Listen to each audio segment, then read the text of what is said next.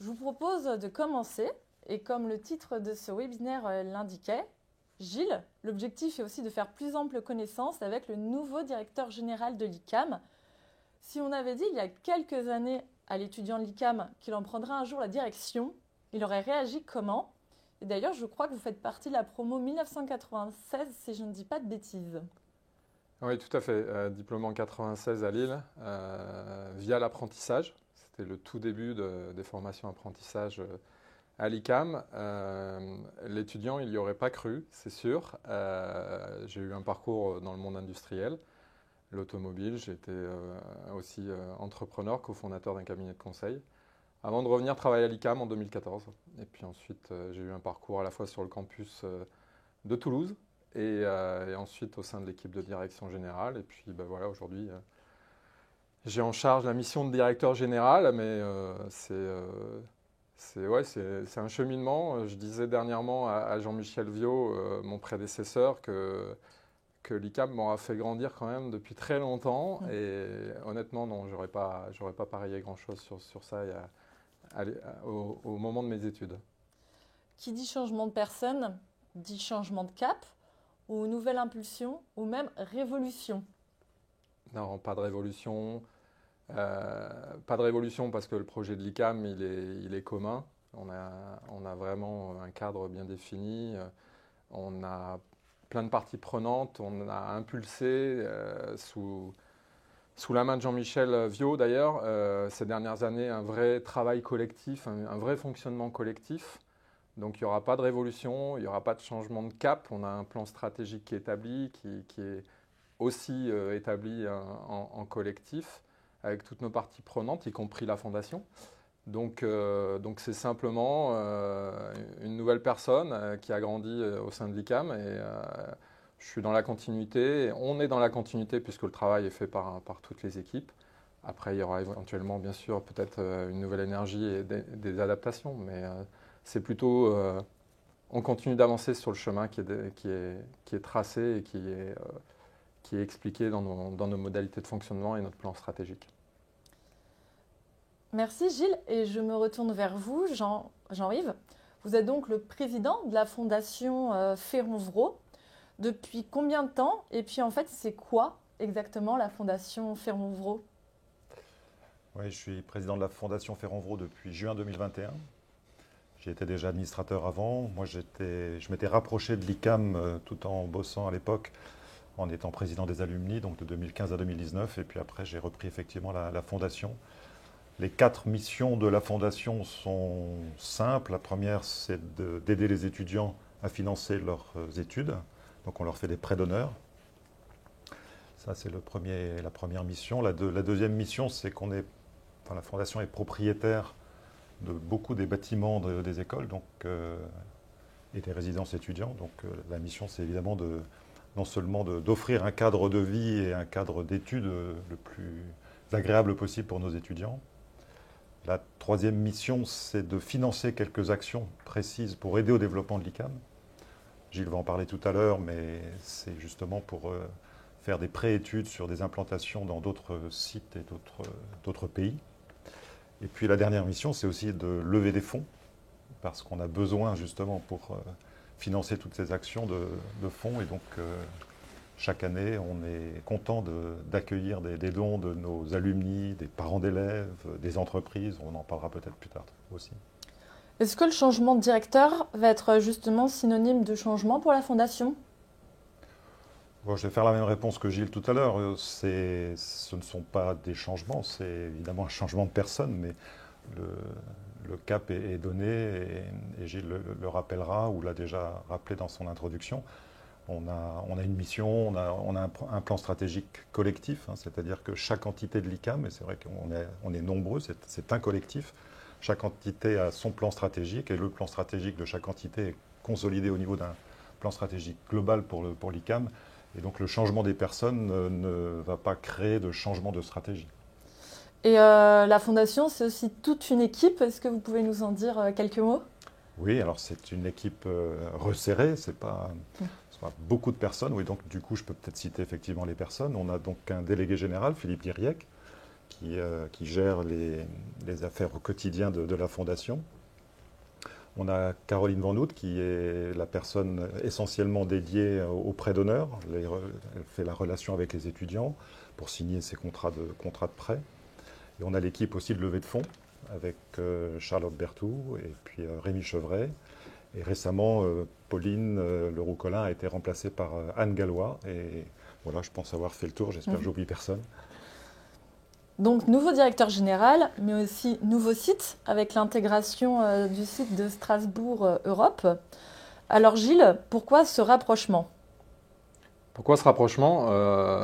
C'est tout simplement l'administration et la direction du site qui ont réfléchi à leur développement et en regardant un peu dans tout l'écosystème de l'enseignement supérieur, ils se sont arrêtés sur le projet de l'ICAM. Ça s'est fait d'ailleurs entre autres au travers du rapport d'activité qu'on édite chaque année. Et ils y ont trouvé un projet intéressant, un collectif fort, des points communs. Et on a lancé d'abord une étude d'opportunité et ensuite une grosse étude de faisabilité très rapide où beaucoup de nos collaborateurs se sont impliqués de part et d'autre. Et c'est devenu assez naturel, assez évident qu'un tel rapprochement était opportun et pouvait amener quelque chose de part et d'autre. Nous avons pu avoir un aperçu du site, Gilles. Est-ce que cela change ou impacte l'ICAM? Alors ça change parce qu'on intègre un campus existant. C'est la première fois qu'on le fait, avec une culture art et métier, avec des valeurs sur lesquelles on se rejoint, avec une pédagogie qui n'est pas tout à fait la même, mais en venant rejoindre l'ICAM, les gens de Strasbourg Europe viennent chercher aussi un projet, une marque, un collectif, un réseau. Donc voilà, comme tout réseau, on intègre une grosse entité, c'est entre 600 et 700 élèves, une cinquantaine de collaborateurs, donc c'est pas neutre. Il faut prendre le temps de le faire correctement. C'est très enrichissant et ça nous apporte à nous aussi voilà, un ancrage sur une région dans laquelle on n'était pas encore implanté, une ouverture sur l'Europe et puis plein de projets en cours. Donc voilà, on fait d'abord l'alliance et le rapprochement en bonne et due forme et puis l'intégration de notre pédagogie et de nos distinctivités. Et puis ensuite aussi, Strasbourg va garder toutes ses spécificités et toute sa valeur. Et ensuite, on co-créera des choses tous ensemble, oui. Ok, merci. Je vous rappelle que vous pouvez poser vos questions dans le chat ou bien par SMS. Et Jean-Yves, je rebondis. Dans ce contexte, comment la Fondation se positionne aux côtés de l'ICAM? Quel est le lien entre la Fondation et l'ICAM? Comme je le disais tout à l'heure en citant les missions, le lien est très fort parce que les bâtiments, des écoles, des résidences sont évidemment clés pour le développement de l'ICAM. Et donc, je peux citer peut-être les principaux projets. Le premier, c'est quand même le site de Lille, qui aujourd'hui est un projet de grande ampleur. Le site est très ancien, c'est le site historique de l'ICAM, mais c'est aussi un site qui avait besoin d'un grand projet de rénovation. Et je pense que vous voyez les images passer à l'écran. La première image, c'était l'entrée, avec la nouvelle façade de l'ICAM, que les plus anciens parmi ceux qui sont présents aujourd'hui devant nous vont reconnaître. Donc on a gardé la façade historique.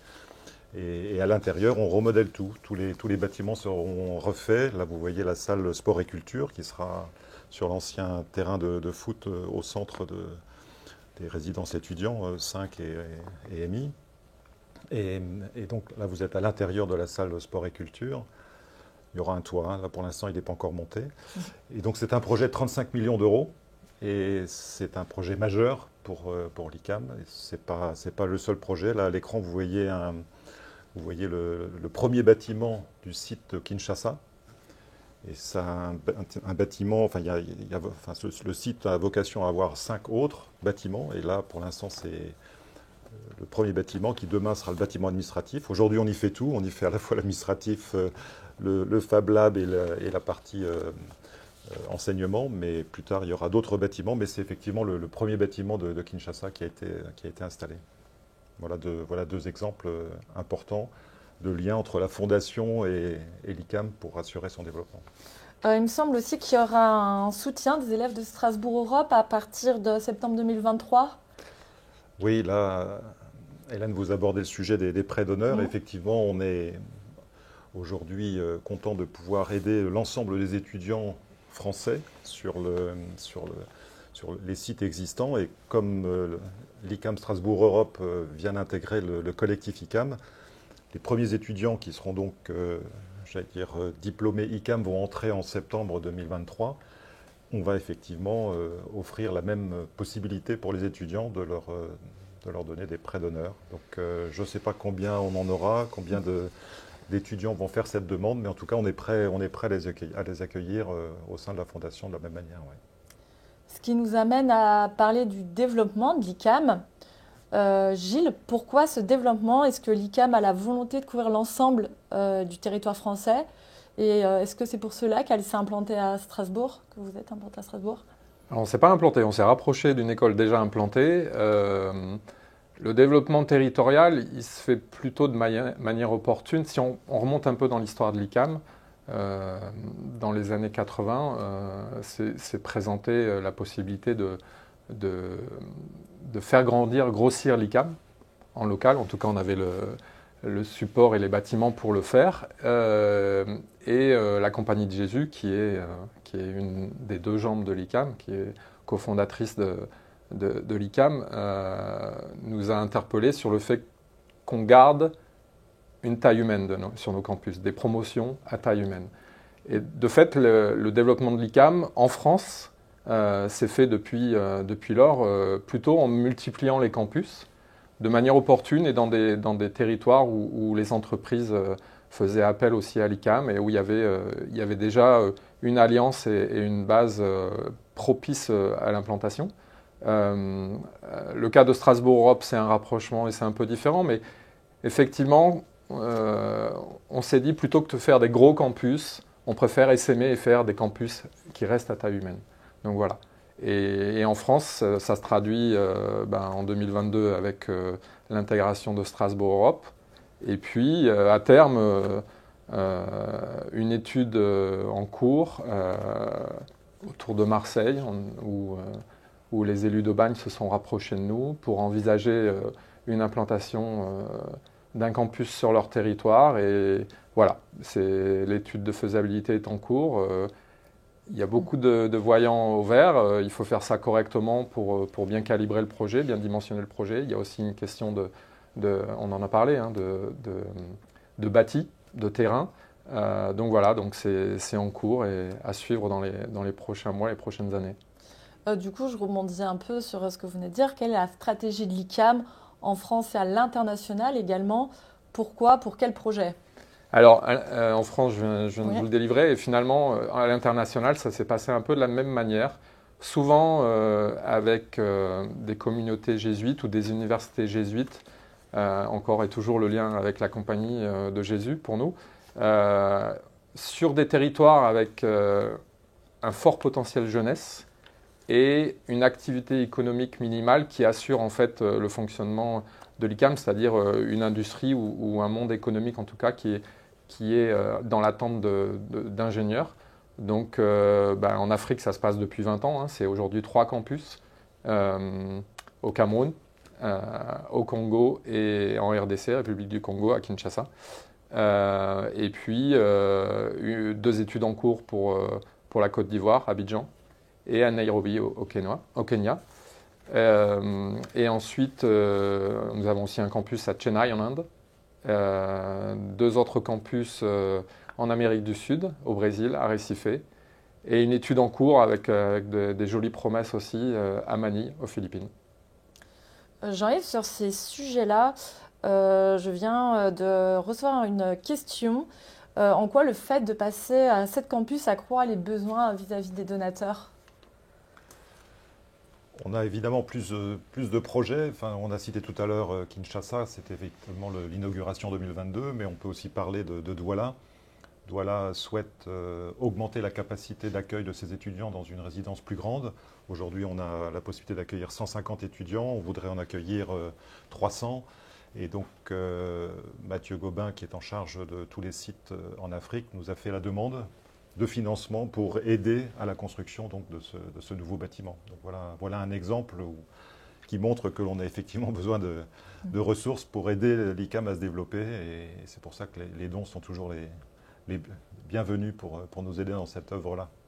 Et comment la Fondation accompagne ce développement avec tout ce qu'on a raconté précédemment en termes d'appui financier? Je vous ai donné l'exemple du développement du projet à Lille, l'exemple de Douala. Et c'est vrai qu'il y a d'autres actions qui sont, par exemple, les nouvelles implantations. La Fondation peut aider au financement d'une personne qui va pouvoir faire cette préétude sur des nouveaux sites à l'international. Gilles, mais aussi Jean-Yves, si vous voulez intervenir en lien avec ce développement de l'ICAM, nous avons une question sur comment l'écologie intégrale est prise en compte. Je vais peut-être commencer sur les bâtiments et puis après je te laisse la parole, Gilles. Mais je t'en prie, vas-y. Sur les bâtiments, il y a plusieurs projets. Alors, puisque j'ai pas mal parlé de Lille et vous avez vu les photos, c'est vrai que la question a été posée, elle a même été démontrée qu'il fallait mieux garder le bâti existant et le rénover complètement plutôt que de raser et de rebâtir. Donc là, il y a eu un calcul détaillé qui a été fait au niveau justement du bilan carbone de ces deux options et on a choisi celle qui était la plus efficace, la plus frugale en termes d'émissions carbone. Un autre exemple sur Toulouse, où une connexion a été faite avec le réseau de chauffage urbain fin décembre et qui permet d'éviter justement d'utiliser des énergies fossiles pour le chauffage du site de Toulouse. Sur le site de Lille, un autre exemple, un puits canadien est en train d'être construit. Vous l'avez peut-être distingué pour ceux qui regardaient attentivement les images. Il y a une nouvelle passerelle qui est construite, qui va être effectivement très vitrée et donc soumise au froid et au chaud selon les saisons. Là, c'est un puits canadien qui va permettre à la fois de refroidir l'été et de réchauffer l'hiver. Voilà donc 3 exemples très concrets en termes d'écologie intégrale. Mais Gilles a un programme encore plus ambitieux sur le sujet. Nous avons un programme plus ambitieux. Ça fait partie du plan stratégique. C'est le fil rouge du plan stratégique à 2025. Et on n'aura pas fini en 2025. Dans le monde économique et au global dans la société actuellement, tout le monde se rend compte des évidences et des crises qu'on traverse ou qu'on a à traverser dans un futur proche. Ça nous met face à certains défis. Le pape en a parlé, il s'est positionné très rapidement sur le sujet et ça a vraiment résonné avec le projet de l'ICAM et avec l'approche. Donc on a fait de l'écologie intégrale un chapeau qui est très présent à tout niveau. On vient de parler de la fondation, les alumni s'en saisissent aussi, les campus bien sûr, l'ICAM au global s'en saisit, étudiants, collaborateurs, dirigeants, toutes les parties prenantes. C'est vraiment, comme on l'a expliqué, un plan stratégique partagé, construit et partagé par tout le monde. Et ça va, aujourd'hui, nos études sont impactées. On a modifié le contenu des programmes des études pour qu'on forme des ingénieurs qui soient soucieux de ces problématiques, qui réfléchissent déjà aux solutions de demain. Les problèmes d'aujourd'hui, voilà, on les traite sur les campus et on espère trouver les solutions de demain. On forme nos ingénieurs aussi différemment. En tout cas, on commence à le faire pour répondre à ces exigences et à ces nouvelles contraintes. D'un point de vue, on parlait bilan carbone, et je vais aller au-delà, la labellisation aussi, développement durable et responsabilité sociétale.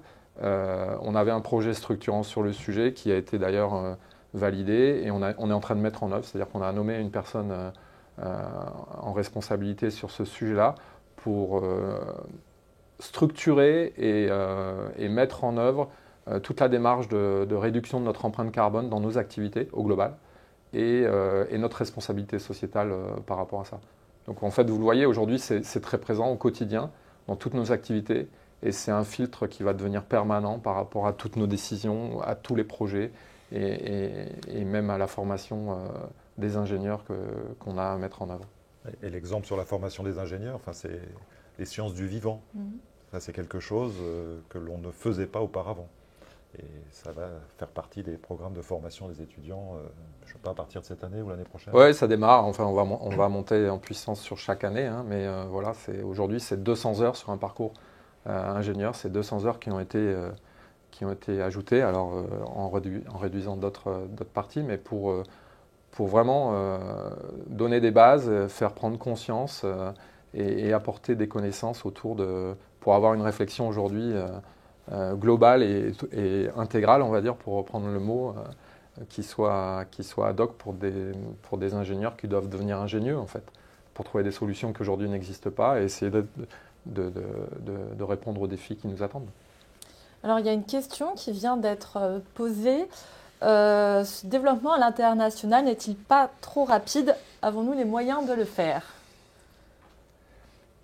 Je ne sais pas s'il est rapide parce qu'on a mis 20 ans en Afrique pour vraiment arriver à 3 campus en régime établi.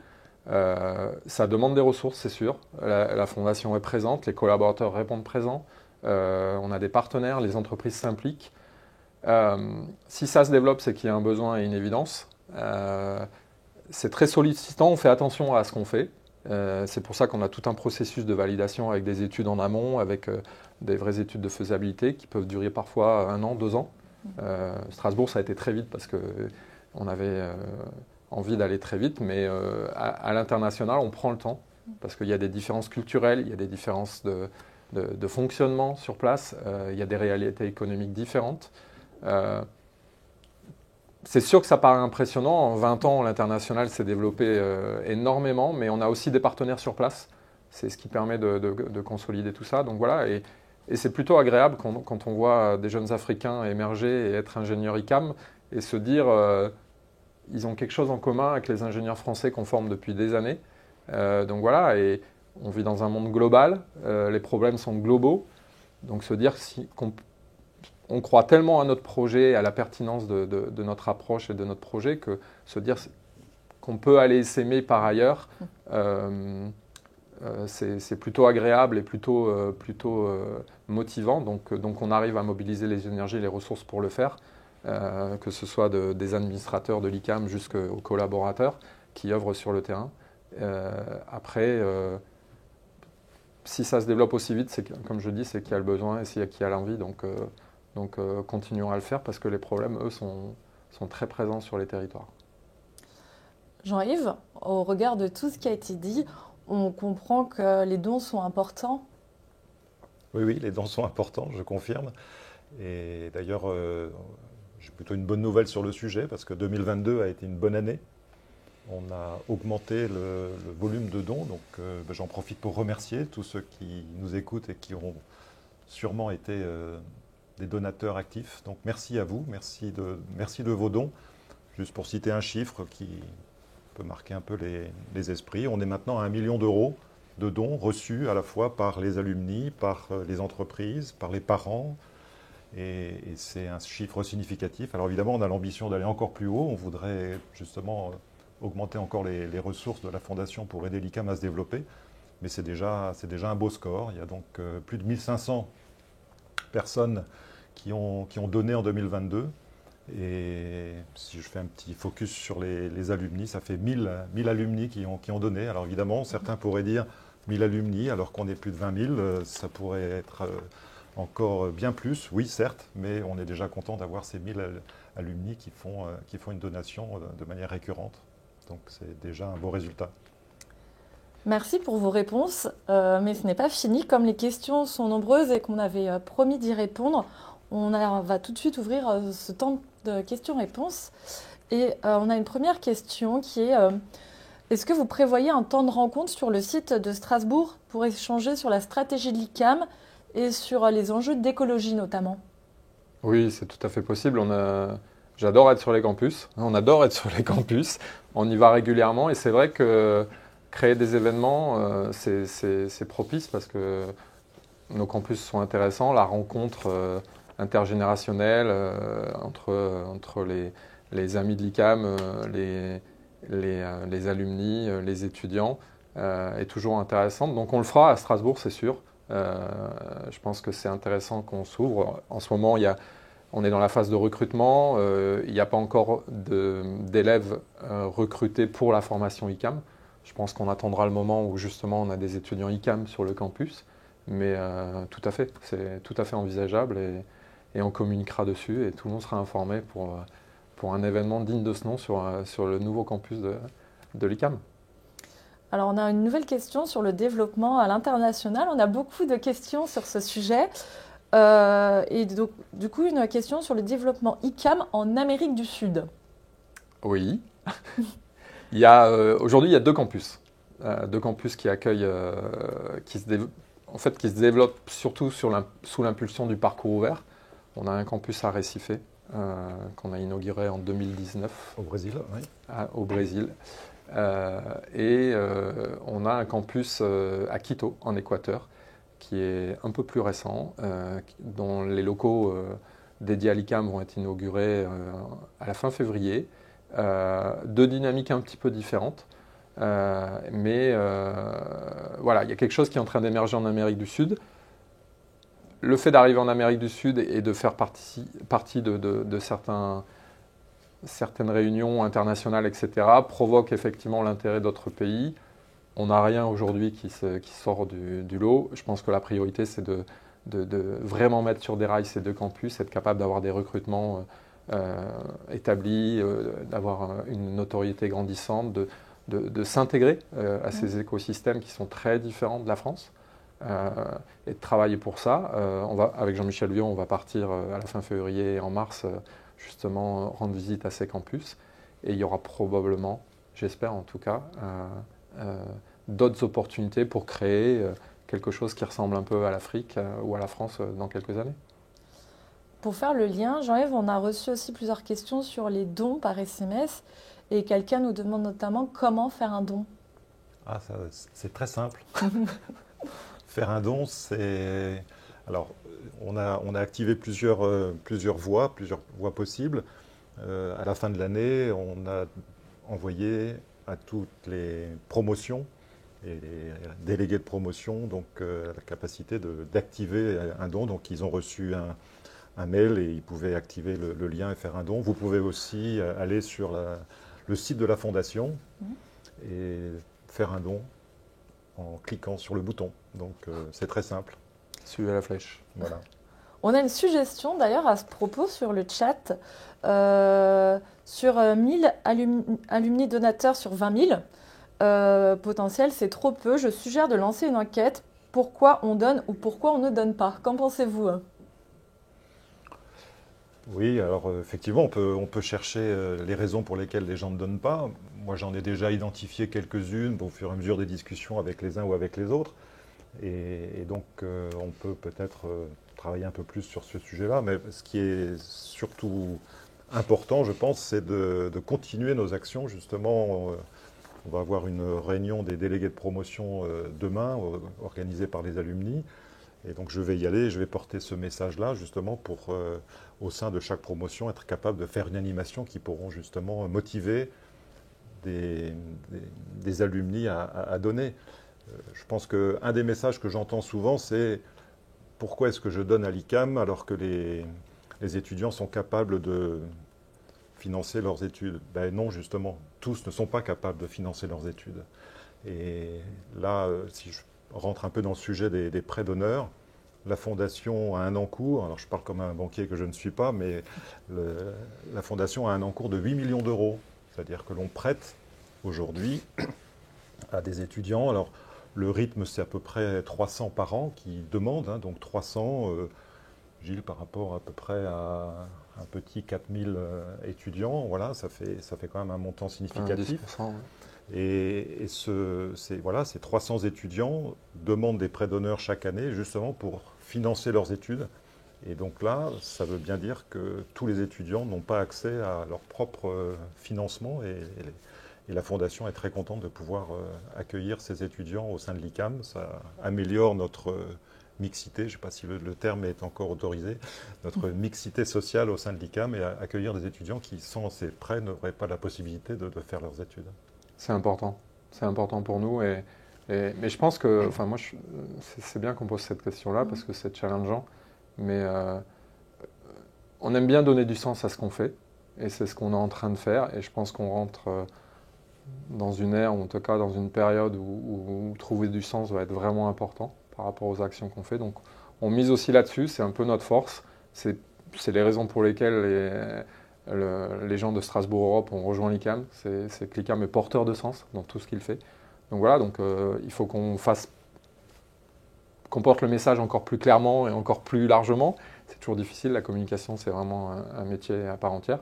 Mais je pense qu'avec les projets qu'on a et le sens qu'on donne à nos actions, je suis assez confiant sur notre capacité à mobiliser des alumni et au-delà, les amis de l'ICAM au sens large, pour nos projets. J'ai une autre question sur les dons. Comment s'est passée la collecte 2022 ? Quel est le montant collecté, si c'est possible de le communiquer, et par rapport aux collectes des années précédentes ? Alors j'ai déjà cité le chiffre, 1 million d'euros, et si je fais une comparaison par rapport à l'année précédente, c'était plutôt 750 000 euros, donc on a fait une belle progression.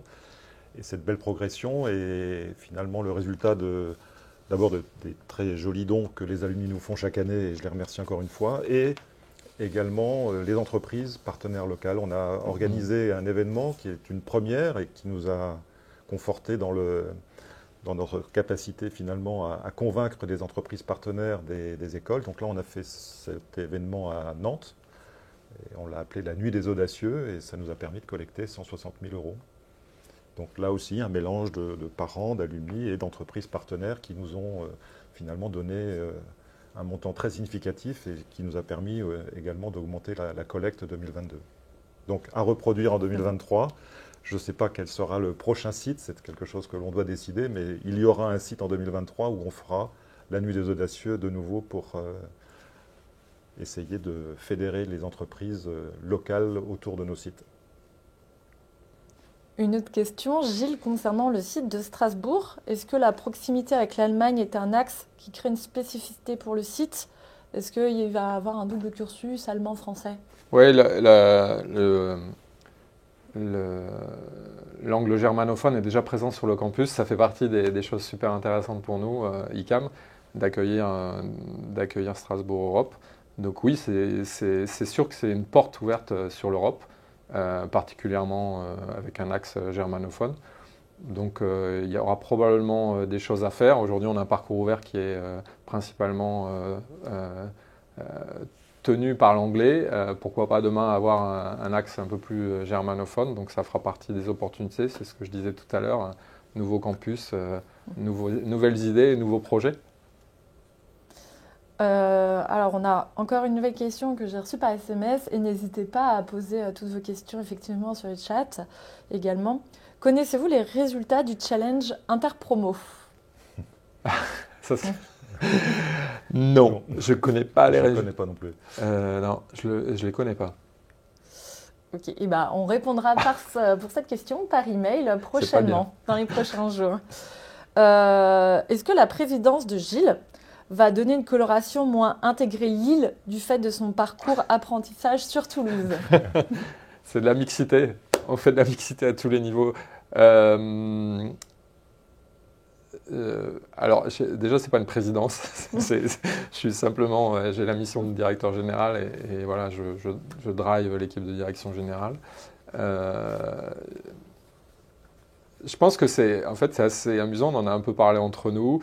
Je travaille avec des ingénieurs ICAM qui sont issus de formations intégrées ou apprentis. Demain, on aura des étudiants qui auront choisi le parcours ouvert pour venir être diplômés sur ces mêmes parcours. C'est intéressant parce que c'est à l'image de ce que l'ICAM veut faire, c'est-à-dire de l'ouverture, de la mixité. Et de là naît un profil d'ingénieur que je trouve très ad hoc par rapport à notre société où on vit l'interculturel, où on est capable de mixer, même c'est un parcours professionnel, d'avoir plusieurs expériences professionnelles, de développer différentes compétences. Donc voilà, donc je trouve ça très enrichissant. C'est pas moi qui vais impulser les choses, c'est l'ICAM qui se transforme, qui est constamment en mouvement, toujours très vivant et très riche. Et c'est sûr que vu de l'extérieur, ça peut paraître, ça va un peu vite, mais voilà, on se développe, l'ICAM se développe, s'enrichit, et ça sera la même chose avec la dimension internationale, où dans quelques années, on aura peut-être un directeur général issu de l'Afrique ou d'Amérique du Sud, et ça sera l'ICAM. Très bien. Les écoles de production se développent fortement en France sur une base d'au moins 3 ans de scolarité avec des groupes de 12 jeunes de 15 à 18 ans sur un recrutement ouvert. L'ICAM est plutôt sur un modèle de 2 ans de scolarité avec des groupes de 8 élèves. Peut-on s'attendre à plus d'ambition dans ce domaine, y compris sur le campus de Strasbourg ? Alors, en tant que tel, l'approche qu'on a sur les écoles de production est déjà très ambitieuse, puisqu'on va vraiment chercher des jeunes qui sont éloignés d'une solution scolaire. Donc, j'entends la question, puisqu'il y a beaucoup d'écoles de production qui prennent des jeunes un peu moins difficiles à accompagner, mais nous, on fait le choix et on fait le pari d'aller aider des jeunes vraiment éloignés, que ce soit des jeunes mineurs non accompagnés, enfants migrants, des jeunes issus parfois de milieux sociaux défavorisés, des décrocheurs scolaires, etc. Et on va tellement loin qu'effectivement, on est peut-être sur des niveaux de promo qui sont un peu en dessous de la moyenne, mais on a des campus où on a 40, 45 jeunes accueillis. On fait ça au milieu d'une école d'ingénieurs, donc on fait rencontrer 2 publics qui sont totalement différents. Donc là aussi, l'ICAM n'a pas vocation à faire beaucoup en termes de quantité. On veut faire de la qualité, on veut faire des choses que d'autres ne font pas. Et on s'adresse à un public qui est en recherche de solutions. Donc je trouve on est très ambitieux sur notre projet. Et oui, bien sûr, on va développer le nombre de jeunes accueillis en école de production. Mais ça ne se fait pas tout seul. Nos écoles de production, pour la plupart, sont très jeunes. Elles ont 3 ans ou 4 ans d'existence. Donc il faut nous laisser le temps. On fait les choses proprement et correctement. Et donc, mais oui, en faire un peu plus et imaginer aller doubler le nombre de jeunes en école de production. C'est écrit dans la stratégie qu'on a proposée en 2018. Donc on est sur la trajectoire. Une nouvelle question sur le challenge interpromo. C'est le même. Est-ce qu'il va se poursuivre cette année ? Bah oui, il n'y a pas de raison que ça s'arrête. Et c'est à la main des étudiants, donc c'est à eux de le voir. Mais en tout cas, la direction n'est que accompagnatrice et solidaire du projet. Mais ce sont les étudiants qui sont moteurs de ces activités et au global de la vie étudiante qui est très riche sur tous nos campus. Bon, on aurait dû prendre une oreillette pour avoir le résultat du challenge interpromo. Mais là, on n'a pas d'oreillette, donc on ne peut pas vous donner le résultat. Je suis sûr qu'on va appeler direct après le direct. On va se renseigner pour avoir la réponse. Bon, on va essayer de se renseigner et puis de vous dire ça. Sur le chat, on a une nouvelle question également. Comment faites-vous pour assurer une similarité entre les différents sites ICAM, notamment avec le développement international ? Alors, quand on parle de similarité, j'emploierais pas ce terme-là. C'est-à-dire qu'on a un cadre, on a un projet commun, on a un syllabus au niveau études. Après, chaque campus se l'approprie et le fait en fonction de sa réalité, de ses ressources, de son contexte. Si on parle du monde économique qui pour nous est très influent sur ce qu'on fait, c'est sûr que quand on est à Toulouse, on est dans le fief de l'aéronautique français. Quand on est sur Nantes, où voilà, on est proche de la mer. Quand on est à Grand Paris Sud, on a le milieu de la santé. Enfin voilà, on peut développer beaucoup de spécificités. Donc on ne cherche pas la similarité. On pose un cadre, on pose des grandes lignes. Et il y a une certaine liberté et une certaine pertinence à répondre aux besoins de l'écosystème et de l'ancrage local avant de faire tout pareil partout. Donc voilà. Au niveau de l'international, c'est très différent et ça dépend aussi des équilibres économiques à trouver. Mais je vous assure, il faut discuter avec un diplômé africain aujourd'hui. Quand on les entend parler, ce sont vraiment des ingénieurs ICAM. Et pour moi, c'est ce qu'il faut qu'on arrive à atteindre en Amérique du Sud, en Inde. Et je pense que c'est ça qui est important. Ils ne sont pas tous formés exactement de la même manière, avec le même nombre d'heures, sur les mêmes pratiques. On est plutôt à répondre aux problématiques locales, aux réalités locales, et d'avoir le cadre ICAM et le fonds ICAM pour ces jeunes. On a une question encore. Est-il prévu l'ouverture d'une école de production à Strasbourg ? Et si oui, sous quel délai ? Alors prévu non, mais on en discute, oui. Strasbourg Europe s'était déjà interrogé, mais peut-être aussi parce qu'ils étaient justement un peu isolés et comme c'est des projets assez conséquents, et la Fondation a souvent aidé sur cet axe-là aussi. Mais oui, on en discute. Je pense qu'il y a une attente locale.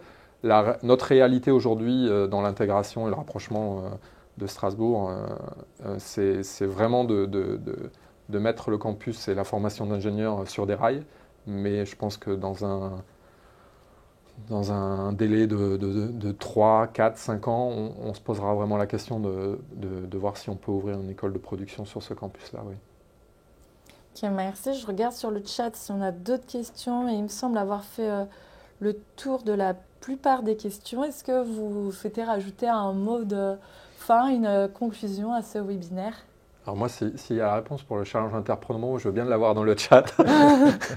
On va la demander pour que ça arrive. Non, début d'année, juste souhaiter une bonne année à tous ceux qui suivent l'ICAM et leur donner rendez-vous sur les campus, effectivement, au travers d'événements comme on a cité, comme la Nuit des Audacieux, qu'on retrouvera sur l'un ou l'autre de nos campus cette année, au travers d'événements qu'on fera sur Strasbourg Europe pour ceux qui ont envie de venir sur le campus. En tout cas, ravi de l'échange et d'avoir pu donner des infos et partager un peu l'actualité de l'ICAM aux proches de la Fondation et aux donateurs. Jean-Yves? Oui, je voulais juste dire que nous sommes finalement heureux de participer à cette aventure collective. Et c'est vrai que le mot collectif, on l'utilise beaucoup et je pense que c'est important de le souligner parce qu'on a beaucoup d'entités, à la fois des sites effectivement en France, des sites à l'international. On a des équipes qui sont dédiées. Tu parlais des programmes des études et de similarité. On a Carole qui fait un travail formidable sur toute la transversalité sur le programme des études. Voilà, donc tout ce collectif fonctionne bien. Effectivement, je vais faire comme Gilles, je vais souhaiter une bonne année à tout ce collectif. Et merci beaucoup. Alors, on a reçu dans le chat la réponse pour la promotion Challenge Interpromo. Et il s'agit de la promotion 82, qui est la promotion de Jean-Yves, qui a gagné. Bon, écoutez, très bien, c'est parfait. Très bien, très bien. Et merci beaucoup à tous les deux d'avoir répondu à toutes nos questions. Et puis, à bientôt. Merci. Merci. Merci Hélène.